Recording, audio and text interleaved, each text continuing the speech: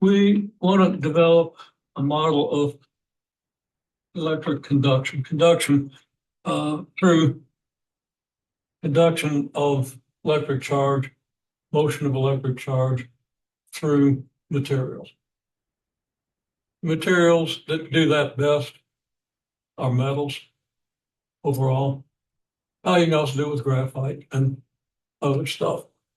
But right now, we're just going to talk about conduction in a metal wire, say, because that's what we're going to be experimenting with. So we got a section of wire. Let's just say it's a cylindrical section of wire of length L with some change in electric potential between one end and the other. Okay. Now, among other things,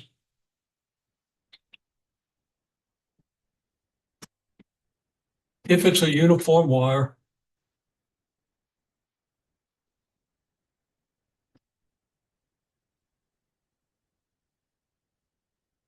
then the electric field is the change in the potential divided by the length of the wire. Now, the potential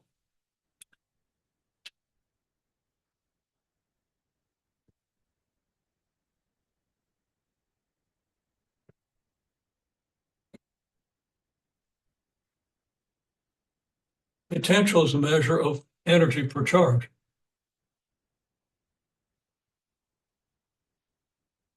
You think joules per coulomb.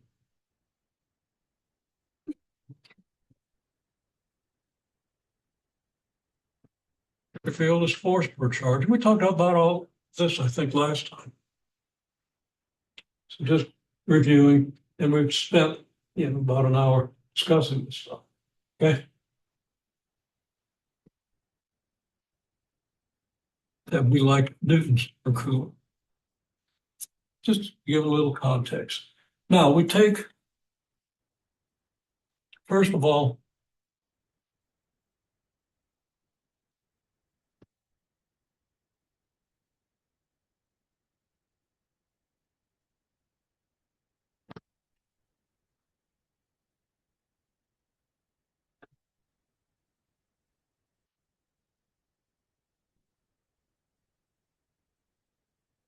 some electrons you kind of regard as being free to bounce around.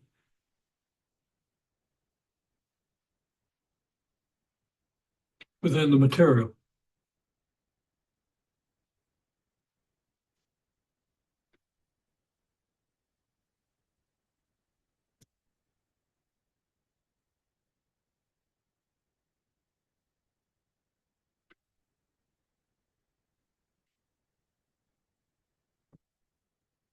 Thermal energy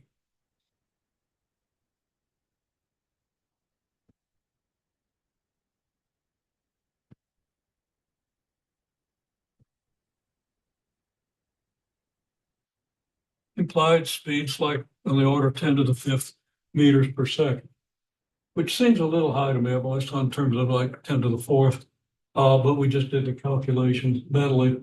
But I think the calculation comes out this way. And how do you do that calculation?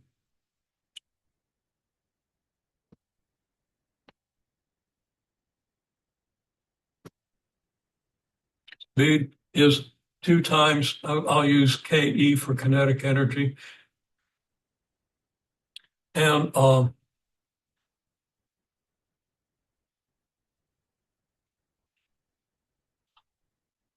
average kinetic energy from kinetic theory that you should understand and relate to PV equals nRT. There's your average kinetic energy, 3 halves kT. All easy at around 300 Kelvin. 3 halves kT is on the order of 2 times 10 to the negative 21st joules per particle. That'd be joules per electron. So if this is joules per particle here, and you divide by the mass of a particle, and take the square root you're going to get the speed. Put that together. It's very straightforward, but understanding kinetic theory up to the point where you understand this, that takes a little work. You want to be aware of it, and you want to kind of be able to do it, especially since that's part of a project I've got you working on. Okay. So we've got this. If there's an electric field,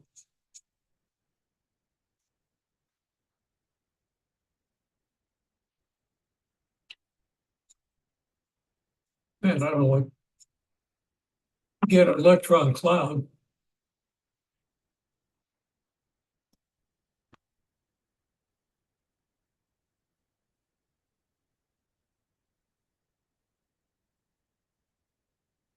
Doesn't move. Okay.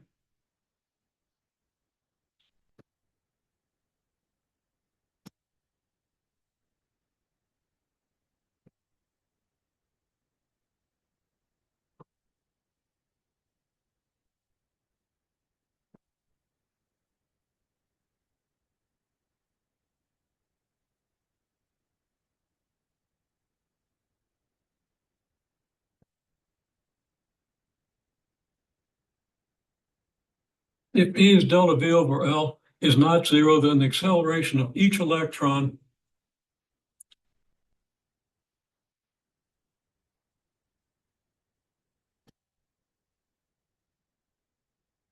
I say between collisions because we're thinking of the electron as gliding off of billiard ball type objects, okay? That's not really what's happening. The electrons are being scattered by electric fields within the atoms, molecules, whatever, okay? It's pure metal, it's atoms, okay? They're in a crystalline structure, and the effect is the same as if they were bouncing off of billiard balls, but it's more subtle than that. Okay? They're being accelerated. They're being repelled by negative charges which surround the atoms. They're being attracted by the positive nuclei, and also they're being repelled by each other. So they're not just going along and suddenly make a collision and bounce off. Okay? They're going along. If there's collision with no electron, they kind of veer off of each other as the repulsion increases with proximity. So it's more subtle. I just want to say that as a disclaimer. It's not really collisions, but it's scattering from the electric fields of the other stuff in there. It's actually quantum mechanical, uh, and I have to do some reviewing to be able to explain that in detail. So I'm just going to put the word sorta there. Between collisions, sorta collisions, is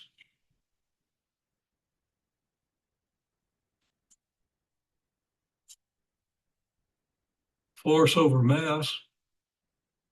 What's the force? Force is in newtons, right?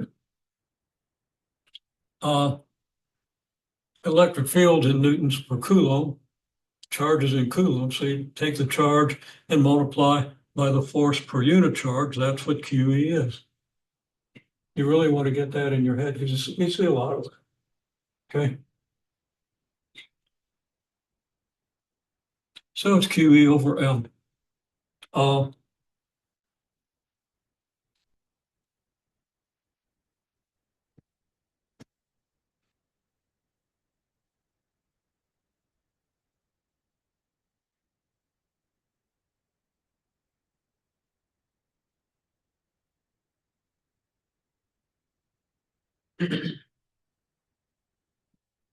Electric field equals 1.5 volts over 25 centimeters, which is about 6 newtons per coulomb.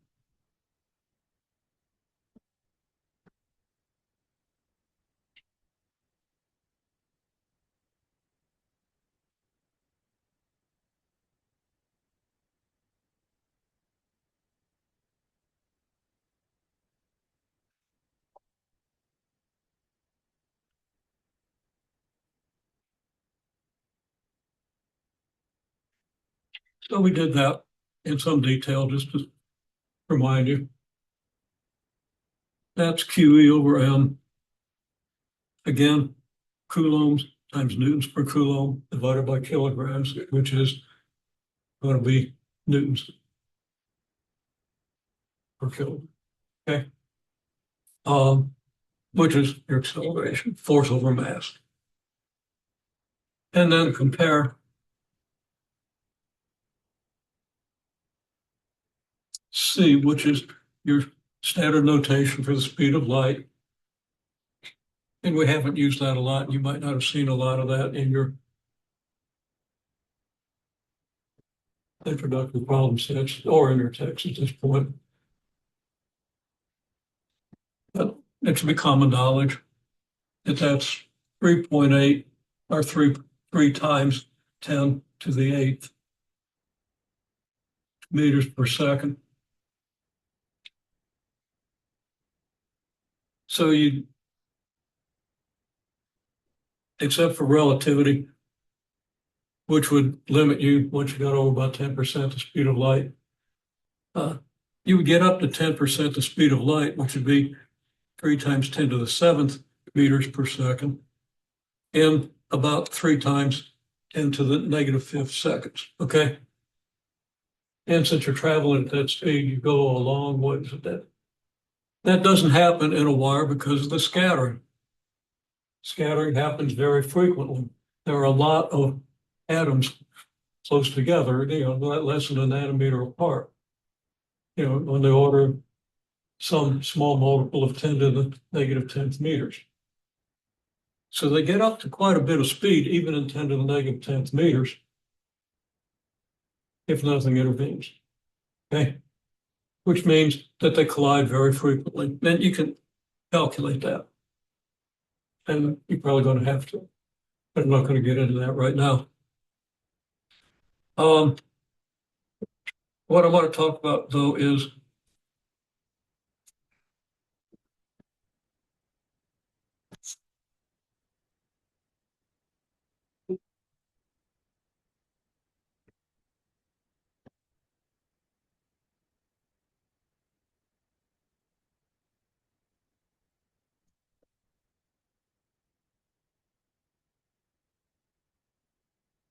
this results in a slow drift of the electron cloud. Now you contrast that with what happens in a vacuum tube. Now we're talking about conduction typically within a metal or within some substance that provides free electrons, okay? And of course you get the semiconductors, which provide a lot fewer free electrons. And we're not going to be able to talk too much about semiconductors and conduction bands and stuff. It gets interesting. In a vacuum tube, cathode ray tube, cathode tube, you can easily, and we can easily in lab produce tens of thousands of volts of more or less static electricity, okay, some kind of equivalent to static electricity, which will accelerate an electron to an appreciable fraction of the speed of light in a short distance, okay? 10,000 volts on a single electron gives you a kinetic energy that you can calculate easily, number of joules per coulomb times the number of coulombs, 1.6 times 10 to the 19th in an electron, okay? It gives you a huge speed, okay? And we can do that over short distance. That doesn't happen in a wire. Contrast that with what happens in a wire, okay? Now, usually when we do that in a vacuum tube, we don't have that many electrons. They don't have the concentration they do in a conductor. All right. So the point is, in a vacuum tube, you got a really fast drift of these electrons. And then you run them through a circuit and they get to go again. Keep them going. And they drift slowly through that circuit because there's so many of them available. Then a few of them get blown off and accelerate through the vacuum tube again. So image, it's worth keeping in mind. In any case, you get a slow drift through the electron cloud. And how fast does that drift?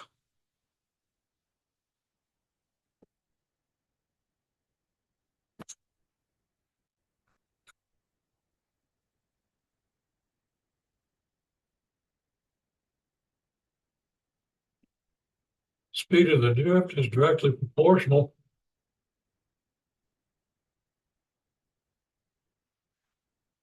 to the electric field. Okay.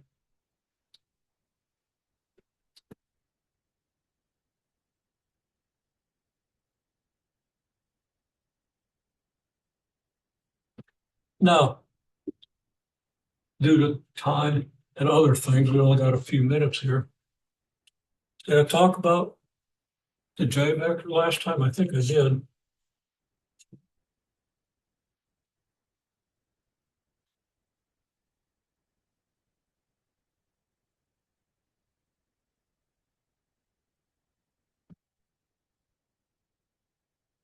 The J vector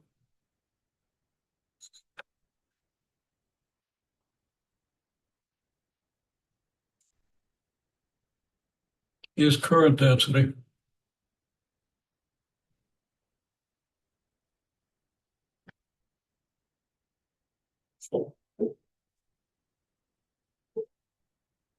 Current is charge per unit of time.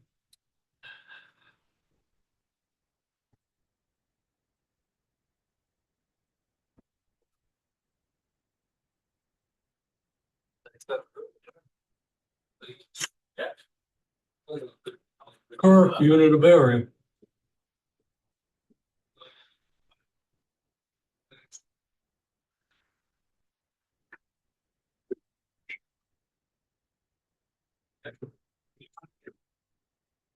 Have you done this?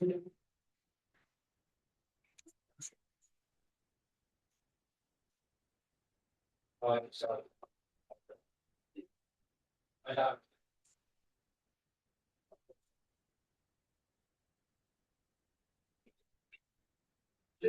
I is J times the area. J is I divided by the area. J doesn't care about anything but the electric field and the number of available, well, electric field, the number of available electrons, and the effect of the material in slowing the drift. Okay? Fewer electrons, material that more effectively slows the drift per given electric field, gives you a lesser current density.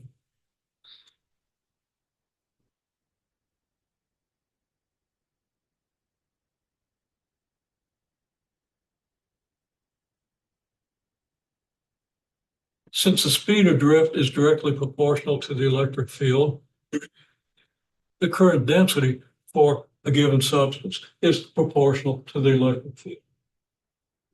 Okay?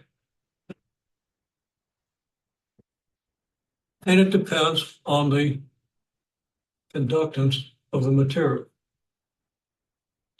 Now, we are within 30 seconds of being out of time.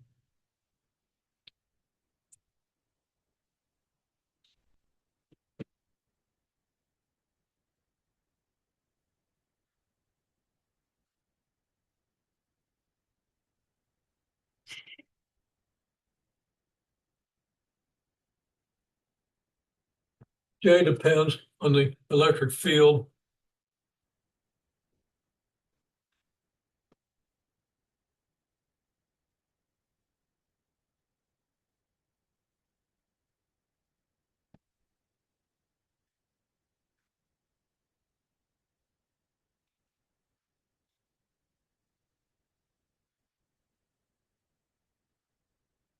And on the conductance of the material.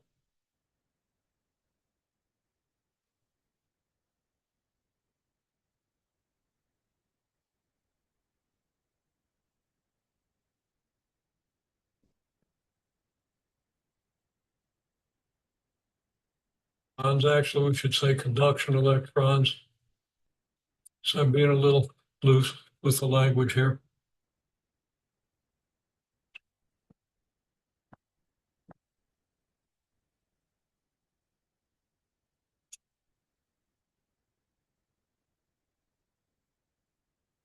And other material properties. So conductance is going to be different. You know, I'm not sure I'm using.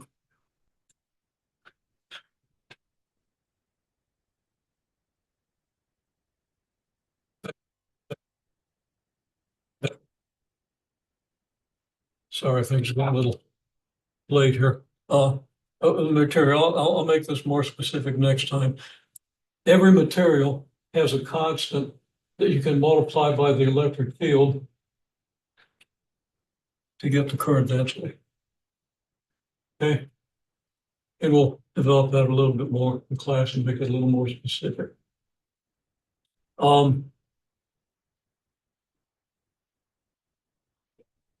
There's a set, a fairly short problem set that addresses these things. I don't ask you to master that for Friday, but at least read through it and get familiar with the terms. If that's at all possible, as you'll learn more on Friday. Okay, see you in lab on Friday.